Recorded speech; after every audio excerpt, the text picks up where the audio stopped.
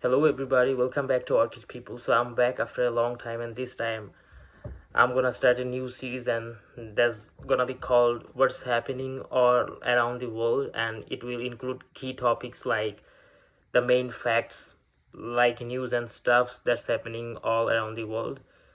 Yeah, so I'll be having some guests over, probably most likely one or might be two or three. They could be my friends or friends of friend, and we are going to be discussing about the key topics and aspects of the world. Yeah, so yeah, that's it. So I hope you all will support me throughout this series and my coming back again, start making videos and contents. All right. So starting today, the new US tariffs target dozens of nations, and it is saying forced labor claims. So the Trump administration is imposing a new tariff regime on goods from Canada, the EU, and nearly 60 other countries. And it is saying that it might have inadequate efforts to eliminate forced labor from supply chains, and the move replaces a new temporary tariff expiring Friday. But Canadian exports complain that with the USMCA rules will be exempt. This follows threats of 50% tariffs on Canadian products, to which Canada has vowed to retaliate. Yeah, so I think it could be a risky thing for Canada. I mean, like, it shows most likely a threat of 50% tariffs on Canadian products, which was Canada like trying to avoid that thing. Yeah, so I don't know what happens next. So next, here comes Ukraine's President Zelensky dismisses army chief, and that means Zelensky fires top general amid protests and political crisis. So President Zelensky has dismissed Commander-in-Chief Alexander Syrsky, a move seen as a concession to pro-Western activists and protesters. Major General Mikhailo Drepati, a respected commander, has been appointed as his replacement. This comes as Zelensky also replaced his defense minister, signaling a major military leadership overhaul. I don't know, does that mean the war is gonna extend, or the war is gonna probably finish in a short period of time? I think it might extend. I mean, that's what you can see on the news, right? So here comes our next important thing. The US and Russia is holding a rare diplomatic talks in Manila. So Manila is the capital of Philippines, if I'm not wrong. So yeah, if you guys don't know about that. So Lavrov and Rubio meet on sidelines of Asian summit. So that means the US Secretary of State Marco Rubio and Russian Foreign Minister Sergei Lavrov held a 30-minute meeting in Manila to discuss the conflicts in Ukraine and the Middle East. Lavrov reaffirmed Russia's readiness for a political solution but criticized continued US weapons supplies to Ukraine. This is a key diplomatic engagement and amid an otherwise tense atmosphere. So yeah, definitely it's a very crucial meeting for both of them, and they are going to be discussing the conflicts that is happening in Ukraine, also the thing that is happening in the Middle East.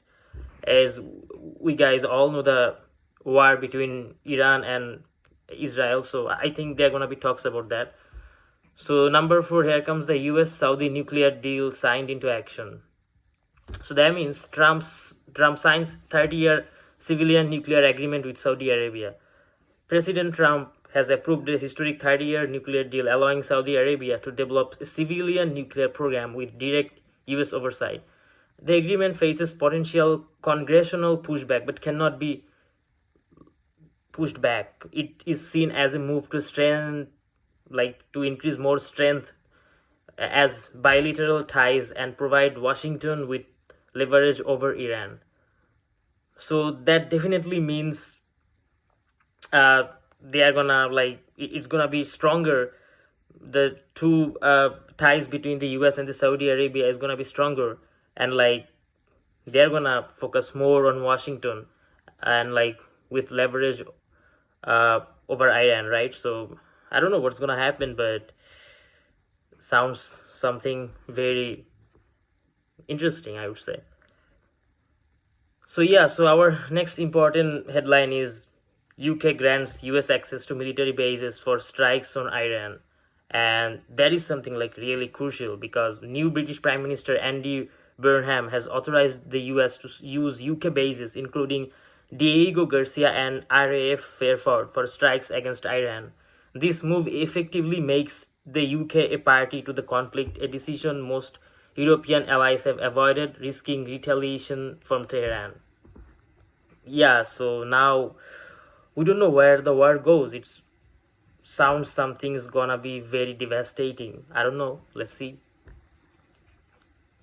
So then comes our next headline: EU agrees on new Russian sanctions, freezes oil price cap. So EU ambassadors agreed on 21st sanctions package against Russia. They agreed to freeze the price cap on Russian crude oil exports at 44 for the next 12 months, preventing it from rising due to a surge in global oil prices. So that's concerning for them, definitely. The package also targets crypto firms and 33 more Russian banks. It was delayed due to objections, including exemptions for Greece and Portugal. Alright, so now we know why it was delayed. Like some objections and definitely exemptions for Greece and Portugal. So here comes our next point: oil prices soar to $100 as tankers hit in Red Sea. Okay, so Brent crude surges past $100 amid Red Sea tanker attacks. So that means international benchmark Brent crude surged to 100 per barrel, its highest level in 2 months, after 2 Saudi oil tankers were hit in the Red Sea. This escalation, coupled with the rising US-Iran conflict, has caused Brent to rise nearly 5% recently to over $95, with analysts predicting a potential revisit of 120 level. I don't know where the oil price could go up, but it's right now $100 per barrel, and like it's really affecting the life of people all around the world, especially in North America. Yeah, I mean, now they gotta stop the war, I think. So Canada cancels joint border bridgeway ceremony with US. So yeah, Geordie Howe Bridge opening snubbed amid trade tensions. So Canada has cancelled a joint celebration for the opening of the $4.7 billion Geordie Howe International Bridge with the US. A spokesperson cited inappropriate timing following US trade threats, marking a symbolic rupture in bilateral tensions. Canada will hold a separate event while the bridge is still set to open on July 27. So Canada and the US, they're supposed to make a joint celebration to open that bridge, but the bilateral tensions from the both sides, it didn't happen because of that. So yeah, I mean, Canada's gonna hold a separate event, and that's gonna be on July 27. But yeah, let's see what happens. So here comes our next important thing: Hungary blocks Ukraine's EU association talks. So Hungary halts EU association clusters for Ukraine and Moldova. So that means Hungary has blocked the opening of EU accession negotiation clusters for Ukraine, pushing the timeline to September 1. This action by Prime Minister Peter Magyar echoes the pro-Russian policies of his predecessor Viktor Orban, citing a dispute with Ukraine regarding the Hungarian diaspora. So here comes our most important topic: US-Iran conflict escalates, Kuwait base struck. Hostile drones strike Kuwait-Iraq border crossing. So that means amid escalating US-Iran conflict, hostile drones struck the Al Abdail border crossing between Kuwait and Iraq, causing material damage. This comes as the US conducts airstrike on Iranian infrastructure and Iran attacks US positions across the region, raising fears conflict could spiral further. And also we all know that the Strait of Hormuz, it's not like 100% open, it's like open, not open, like 50%, 60%, probably blocking some ships to cross. And yeah, all of these are affecting all over the world for the oil prices and like all of that stuff. Yeah, so that was it for today. Let me know how can I improve on this series, and I need all your support.